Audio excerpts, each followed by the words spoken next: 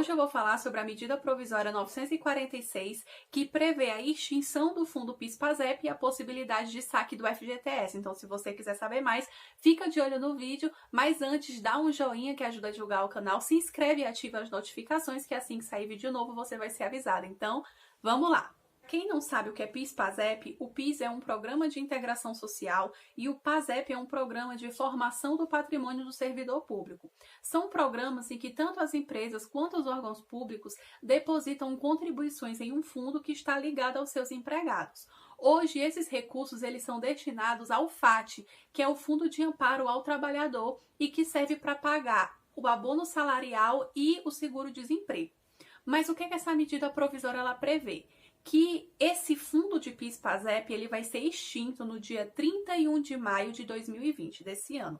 E nessa mesma data vai encerrar o exercício financeiro que começou lá no dia 1º de julho de 2019. Para que aconteça essa transferência do fundo PIS/PASEP para o FGTS, o agente operador do FGTS vai cadastrar essas contas, dizendo de onde elas se originam, ou seja, se é PIS ou se é PASEP. E a partir de então, os valores que estão ali depositados vão ser remunerados pelos mesmos critérios do FGTS. Inclusive, vão poder ser movimentados livremente a qualquer tempo pelos titulares, pelos descendentes e também pelos sucessores. Agora, uma coisa muito importante em relação à data. Por quê? Aqueles valores que não forem sacados até o dia 1º de julho de 2025 vão ser considerados abandonados e vão passar a ser da União. Então, se você tem contas de PIS, PASEP ou conhece alguém que tenha, diga para essa pessoa fazer o saque antes dessa data, porque senão ela vai perder o dinheiro. Outro ponto importante é em relação ao abono anual que é pago por conta desses fundos.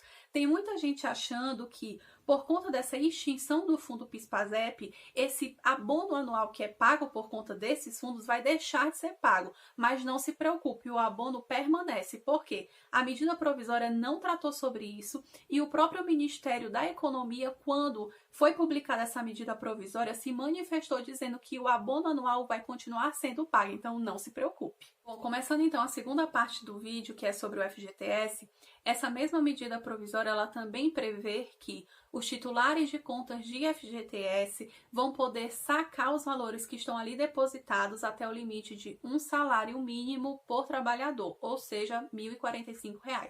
E esse saque vai acontecer entre os dias 15 de junho até o dia 31 de dezembro desse ano, por conta de toda a situação de calamidade pública ocasionada aí pelo coronavírus. Se uma pessoa tiver mais de uma conta vinculada ao FGTS, o saque vai começar por aquelas contas relativas a contratos extintos e de menor valor e as demais também começando pela de menor valor. Por exemplo, se uma mesma pessoa tem 4 contas vinculadas de FGTS, sendo 2 de contratos já extintos e 2 que ainda estão em vigor, nesse caso, o saque vai começar por essas 2 de contratos que já foram extintos e dentre essas 2 começando pela de menor valor.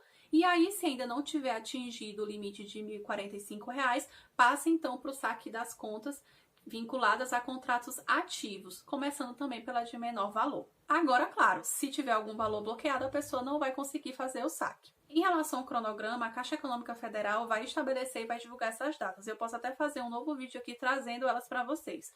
Mas uma coisa interessante que essa medida trouxe foi em relação à possibilidade desse crédito, desse valor, ser colocado automaticamente na conta poupança de titularidade desse trabalhador que já possua conta na Caixa Econômica. Ou seja, se você, trabalhador, tem conta poupança na Caixa Econômica Federal, ela já pode colocar diretamente esse saldo no limite de até R$ 1.045 do valor do FGTS, direto na sua conta poupança, se você não se opor, é claro.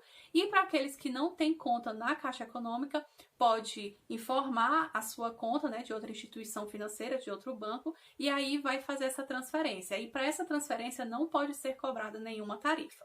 E se por acaso acontecer esse crédito automático e o trabalhador não concordar com ele, ele pode solicitar o desfazimento desse crédito até o dia 30 de agosto de 2020, desse ano.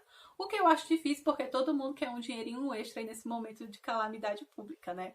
Bom, eram essas considerações que eu tinha para fazer sobre a medida provisória 946. E se você ficou com alguma dúvida, pode colocar aqui nos comentários, que assim que eu puder eu te respondo. Mas antes, dá um joinha, se inscreve no canal, ativa as notificações notificações e também segue o guia lá no Instagram, guia.jurídico. Vou deixar aqui do lado para você ver, que lá eu também sempre faço postagem de vídeos mais curtos, coloco as novas leis que vão surgindo, medidas provisórias, enfim. Lá tem muito conteúdo também. Então, até a próxima. Tchau, tchau!